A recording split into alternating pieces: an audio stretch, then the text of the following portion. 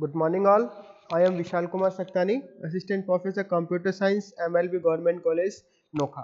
Previous lecture में हम लोग DDL कमांड्स इन MySQL के बारे में डिस्कस कर रहे थे, जिसमें से हमने ये देखा कि DDL कमांड बेसिकली डेटाबेस के स्ट्रक्चर को, डेटाबेस की स्कीमा को स्पेसिफाई करने के लिए हम काम में लेते हैं। तो उसमें से हमने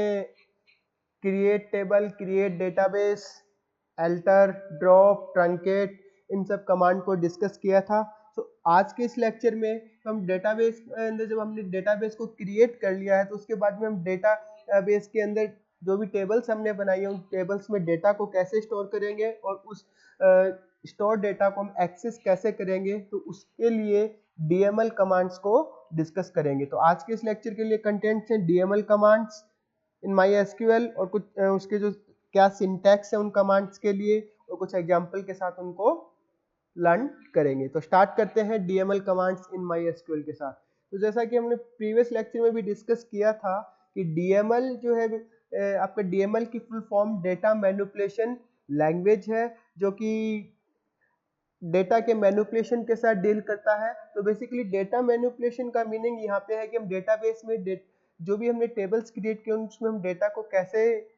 इंसर्ट करवाएंगे, डेटा को कैसे हम अपडेट कर सकते हैं, जो भी हमने डेटा टेबल्स के अंदर इंसर्ट किया है, स्टोर किया है, उसको हम कैसे डिलीट करेंगे, और इसके अलावा जो भी डेटा हमने टेबल के अंदर स्टोर किया है उसको कैसे रिट्रीव करेंगे। तो इसके लिए तो MySQL के अंदर हमारे पास में मेनली 4 कमांड्स अवेलेबल हैं। इंसर्ट, जो कि डेटाबेस के किसी भी टेबल के अंदर डेटा को इंसर्ट करने के लिए काम में लेते हैं। फिर अपडेट, जो कि डेटाबेस के अंदर अगर हमें किसी टपल को या फिर किसी रिकॉर्ड को अपडेट करना हो तो उसको हम कैसे करेंगे, उसके लिए अपडेट कमांड। डिलीट, जो कि डेटाबेस के अंदर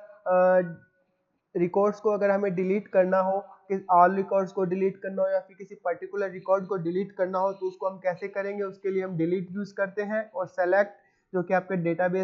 डेटाबेस में से डेटा को रिट्रीव कैसे करना है और क्या क्या उसमें हम कंडीशंस अप्लाई कर सकते हैं, कैसे हम डेटा को और जो भी हमें डेटा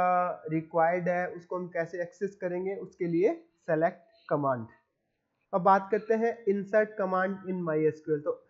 इंसर्ट कमांड डेटाबेस के अंदर डेटा को इंसर्ट करने के लिए काम में लेते हैं। इसका सिंटैक्स बहुत ही सिंपल है। तो इंसर्ट इनटू, उसके बाद में जो भी टेबल नेम, और यहाँ पे हम जो कॉलम्स मेंशन कर सकते हैं कि जो कि डेटाबेस के अंदर हमारे पास में डिफरेंट कॉलम, जो भी टेबल्स बनाई है उसके अंदर डिफरेंट कॉलम्स हैं। एक से ज्यादा कॉलम भी डेटाबेस के जो टेबल बनाते हैं उसके अंदर होते हैं। और एक जो भी डेटा हम स्टोर करते हैं डेटाबेस के अंदर, जो टेबल बनाते हैं उसके अंदर जो आपका कॉलम्स है उन कॉलम्स का कुछ ऑर्डर होता है। तो अगर जब और उन जो भी एक कॉलम्स है उनका डेटा टाइप डिफरेंट हो सकता है। तो जब भी हम डेटा को इंसर्ट करते हैं डेटाबेस के अंदर, तो अगर हमें कॉलम्स का ऑर्डर पता नहीं हो सकता है हम जो उसको रॉन्ग ऑर्डर में अगर हमने डेटा को स्पेसिफाई कर दिया तो डेटाबेस जो डेटाबेस मैनेजमेंट सिस्टम है उस डेटा को एक्सेप्ट नहीं करे। तो इस चीज से बचने के लिए हम यहाँ पे कॉलम्स के नेम मेंशन करते हैं और उसके साथ साथ उसी ऑर्डर में फिर हम वैल्यूज को स्पेसिफाई करते हैं। तो दूसरा, अगर हम यहाँ पे कॉलम्स, अगर हमें पता है कि डेटाबेस के अंदर कॉलम्स के नेम कौन से और किस ऑर्डर के अंदर है, तो हम बिना कॉलम्स के नेम को यूज किए भी हम इंसर्ट कमांड को डेटाबेस में टेबल में डेटा इंसर्ट करने के लिए यूज कर सकते हैं। तो दूसरी बात नोट करने वाली ये है यहाँ पे कि डेटाबेस इसके अंदर जो आपका इंसर्ट कमांड है, इंसर्ट कमांड की हेल्प से हम किसी भी टेबल के अंदर सिंगल क्वेरी के अंदर एक रो भी इंसर्ट कर सकते हैं। अगर हम एक से ज्यादा रोज भी इंसर्ट करना चाहें, यानी कि मल्टीपल रोज भी अगर इंसर्ट करना चाहें तो भी हम इंसर्ट कमांड की हेल्प से कर सकते हैं। तो यहाँ पे जो आपका जो सिंटैक्स है इसके अंदर जो भी हम वैल्यूज यहाँ पे मेंशन करते हैं, अगर हमारे पास में कोई भी न्यूमेरिकल वैल्यूज है तो न्यूमेरिक वैल्यूज के लिए हमें कोई किसी भी टाइप का सिंगल कोट या डबल कोट यूज करने की जरूरत नहीं है। लेकिन अगर हम कोई भी स्ट्रिंग टाइप की वैल्यू को अगर इंसर्ट करा रहे हैं डेटाबेस में, जैसे कि varchar डेटा टाइप है, varchar2 डेटा टाइप है आपका, या फिर डेट है या फिर कैर है, तो उसके लिए हमें जो भी वैल्यू मेंशन करते हैं वो डबल कोट्स के अंदर होनी चाहिए। तो यहाँ पे हम ये देख सकते हैं कि जो भी इंसर्ट इनटू, हमने एक एम्प्लॉय टेबल क्रिएट की थी जिसके अंदर आपके 4 एट्रीब्यूट्स हैं, employ ID, name, DOB, email ID, और आपके इस ऑर्डर में हम डेटा को इंसर्ट कर रहे हैं। फिर वैल्यूज, तो वैल्यूज के अंदर जो सबसे पहले एम्प्लॉय आईडी, जैसे कि यहाँ पे 101, name Vishal, date of birth, फिर आपका ईमेल आईडी। इसी टाइप से यहाँ पे हम ये देख सकते हैं कि सिंगल कमांड के अंदर एक से ज्यादा रो भी हम इंसर्ट कर सकते हैं। तो ये आपका इंसर्ट कमांड। उसके बाद में अपडेट कमांड। तो अपडेट कमांड बेसिकली डेटाबेस के किसी टेबल के अंदर अगर हमें किसी रो को, किसी रिकॉर्ड को, या फिर एक से ज्यादा रिकॉर्ड्स को अगर अपडेट करना हो तो उसके लिए हम अपडेट कमांड को यूज करते हैं। और अपडेट कमांड को यूज करने के लिए हमें कोई ना कोई कंडीशन यहाँ पे यूज करनी होती है। जो कंडीशन इसलिए कि उस कंडीशन के बेस पे हम डिसाइड करेंगे कि हमें कौन से टपल को, कौन से रिकॉर्ड को अपडेट करना है। यानी कि जो भी कंडीशन यहाँ पे मेंशन करेंगे और डेटाबेस की जो टेबल है उस टेबल के अंदर जो टपल या फिर जो रोज उस कंडीशन को मैच करेंगी, केवल वही टपल या वही रो अपडेट होंगे। तो उसका जो सिंटैक्स बहुत ही सिंपल है, अपडेट, फिर जिस भी टेबल को अपडेट, जिस भी टेबल के अंदर हमें रिकॉर्ड्स को अपडेट करना है उस टेबल का नेम, उसके बाद में सेट, और फिर जिस भी कॉलम की वैल्यूज को अपडेट करना है तो कॉलम का नेम, और उसके अंदर जो भी हमें न्यू वैल्यू असाइन करनी है, न्यू वैल्यू स्टोर करनी है, वो वैल्यू, या यहाँ पे जितने भी उस टेबल के अंदर कॉलम्स हैं उन कॉलम्स में जो भी कॉलम्स हमें अपडेट करने हैं उन कॉलम का नेम और इक्वल टू जो भी हमें नई वैल्यू यहाँ पे मेंशन करनी वो यहाँ पे मेंशन कर सकते हैं। और उसके बाद में वेयर कंडीशन, तो यानी जो कंडीशन जिसके बेस पे हम उस डेटाबेस के अंदर उस रिकॉर्ड को अपडेट करेंगे। तो सिंपल सा एग्जांपल यहाँ पे हम ये देख सकते हैं कि जैसे कि अगर हमने किसी एम्प्लॉय की ईमेल आईडी गलती से गलत एंटर कर दी है और उसको हमें अपडेट करना है तो हम एम्प्लॉय टेबल के अंदर हम कर सकते हैं कि इसको अपडेट एम्प्लॉय, जो कि आपका टेबल का नेम है, सेट, और हमें ईमेल आईडी को अपडेट करना है तो उसके लिए जो कॉलम का नेम है ईमेल अंडरस्कोर आईडी, और इक्वल टू जो भी आपका न्यू वैल्यू है। फॉर एग्जांपल जैसे हमने इस टेबल के अंदर जो भी रिकॉर्ड इंसर्ट किया था उसमें मेल आईडी एंटर की थी vishal123@gmail.com, और उसको हम अपडेट करके अब करना चाहते हैं vishalkumar@gmail.com। तो ये इस वैल्यू, इस रिकॉर्ड को हम ईमेल आईडी को अपडेट करने के लिए वैल्यू यहाँ पे मेंशन कर सकते हैं। और इस रिकॉर्ड को अगर हमें इसी रो को सेलेक्ट करना है तो वो हम यहाँ पे एम्प्लॉय आईडी के बेसिस पे सेलेक्ट कर सकते हैं। यानी कि उसके लिए हम कंडीशन लगा सकते हैं where emp_id is equal to 101, यानी कि जिसके लिए एम्प्लॉय आईडी 101 होगी उसके लिए उस रो के लिए हम ये जो ईमेल आईडी को अपडेट करके उसकी जो नई वैल्यू यहाँ पे प्रोवाइड कर रहे हैं। तो यहाँ पे अपडेट कमांड के थ्रू हम एक ही सिंगल अपडेट कमांड के अंदर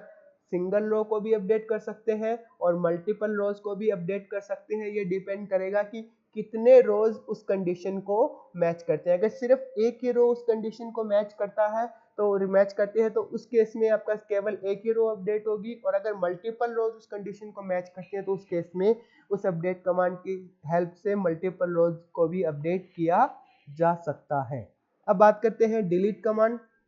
तो डिलीट कमांड की हेल्प से हम डेटाबेस के अंदर अगर हमें कोई भी टेबल के अंदर किसी रिकॉर्ड को डिलीट करना हो तो हम कर सकते हैं। अगर हमें सारे के सारे रिकॉर्ड्स को डिलीट करना हो वो भी कर सकते हैं, तो उसके लिए हम डिलीट स्टार यूज कर सकते हैं। और अगर हमें पर्टिकुलर किसी रो को डिलीट करना हो तो उसके लिए हम सिंपल सा जो सिंटैक्स यूज कर सकते हैं डिलीट फ्रॉम, और जिस भी टेबल से हमें डेटा को डिलीट करना है उस टेबल का नेम, और उसके बाद में वेयर कंडीशन, यानी कि कंडीशन जिसके बेस पे हम डिलीट करने के लिए उस रो को सेलेक्ट कर रहे हैं। जैसे कि हमने प्रीवियस जो भी इंसर्ट कमांड है उसके अंदर 2 रोज इंसर्ट की थी EMP-ID 101 और 102 के साथ, और अगर हम चाहते हैं कि EMP-ID 10 के साथ जो भी रिकॉर्ड है उसे हम डेटाबेस में से डिलीट करें तो सिंपल सा हम कमांड यहाँ पे राइट कर सकते हैं delete from employ where EMP_ID is equal to 102। तो जो भी आपका रो EMP-ID 102 को मैच करेगा, यानी जिसके लिए EMP_ID की वैल्यू 102 होगी वो वाला रिकॉर्ड इसमें से डिलीट हो जाएगा। तो जो यहाँ पे हम कंडीशन जो भी मेंशन करते हैं वो कंडीशन हम SQL के अंदर अवेलेबल रिलेशनल लॉजिकल ऑपरेटर्स की हेल्प से मेंशन कर सकते हैं। और कंडीशन का काम यहाँ पे यही है कि जिस भी रिकॉर्ड को हमें किसी जिस भी कंडीशन के बेस पे सेलेक्ट करना है उसके लिए हम यहाँ पे इस कंडीशन की हेल्प से कर सकते हैं। तो अगर ये कंडीशन आपके अगेन मल्टीपल रोज को मैच करती है तो उस केस में मल्टीपल रोज इस command delete single delete command से डिलीट हो सकती है, और अगर केवल एक ही रो इस कंडीशन को मैच करती है तो सिर्फ एक ही रो इस डिलीट कमांड की हेल्प से डिलीट की जा सकती है।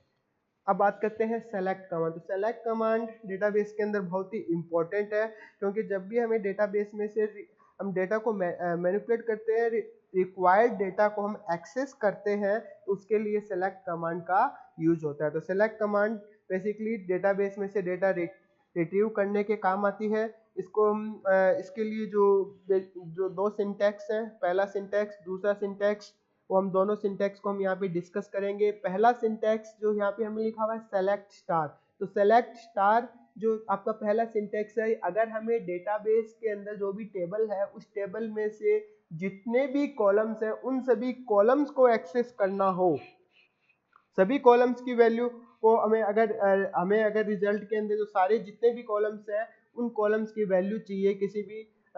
टेबल के, तो उसके लिए हम सेलेक्ट स्टार यूज करते हैं। और सेलेक्ट स्टार उसके बाद में फ्रॉम जो टेबल का नेम, जो भी टेबल का नेम जिस भी टेबल से हमें डेटा सेलेक्ट करना है, और वेयर कंडीशन यानी जिस भी कंडीशन के बेस पे हम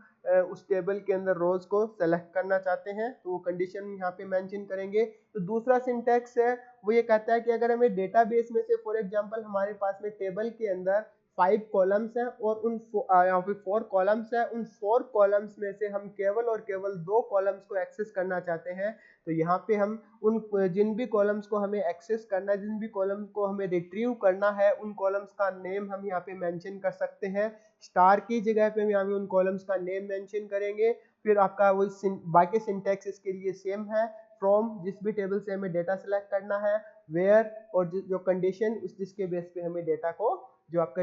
उन रोज को सेलेक्ट करना है। तो एग्जांपल के लिए हम भी देख सकते हैं सेलेक्ट स्टार फ्रॉम एम्प्लॉय, तो इस एम्प्लॉय टेबल के अंदर अब जितने भी रिकॉर्ड्स होंगे वो सारे के सारे रिकॉर्ड्स जो रिट्रीव होके हमारे सामने एज ए रिजल्ट डिस्प्ले होंगे। तो और जितने भी कॉलम्स उस टेबल के अंदर है, तो फॉर एग्जांपल इस एम्प्लॉय टेबल के अंदर हमने 4 कॉलम्स जो है वो क्रिएट किए थे, जो 4 जितने भी कॉलम्स हैं वो सारे कॉलम्स और जितने भी जो यहाँ पे रोज हैं वो जितने भी रोज हैं वो सारी के सारी रोज यहाँ पे डिस्प्ले हो गए। तो यहाँ पे हम ये भी देख सकते हैं कि जो वेयर क्लॉज है वो ऑप्शनल है। अगर हम वेयर क्लॉज को यहाँ पे नहीं मेंशन करते हैं, अगर वेयर क्लॉज यहाँ पे प्रेजेंट नहीं है, इसका मतलब ये है कि हम डेटाबेस में जितनी भी रोज हैं उन सभी रोज को हमें सेलेक्ट करना है। और अगर हम यहाँ पे अगर वेयर क्लॉज मेंशन करते हैं, कंडीशन पुट करते हैं, तो इसका सीधा सा मीनिंग ये है कि हमें केवल और केवल उन रोज को उस टेबल में से सेलेक्ट करना है जो इस कंडीशन को मैच करेंगे। जैसा कि इस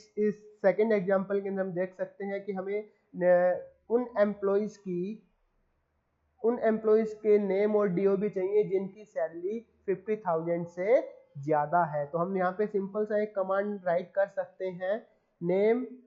डीओबी, तो जो 2 कॉलम हमें सेलेक्ट करने हैं उनको मेंशन कर सकते हैं। कौन से टेबल में से सेलेक्ट करना है, फ्रॉम एम्प्लॉय, जो एम्प्लॉय टेबल में से सेलेक्ट करना है, और किस बेस पे करना है कि जिन वेयर सैलरी ग्रेटर देन 50,000 यानी कि जिनकी सैलरी 50,000 से ज्यादा है, केवल उन्हीं एम्प्लॉइज के नेम और डीओबी हमें एज ए रिजल्ट यहाँ पे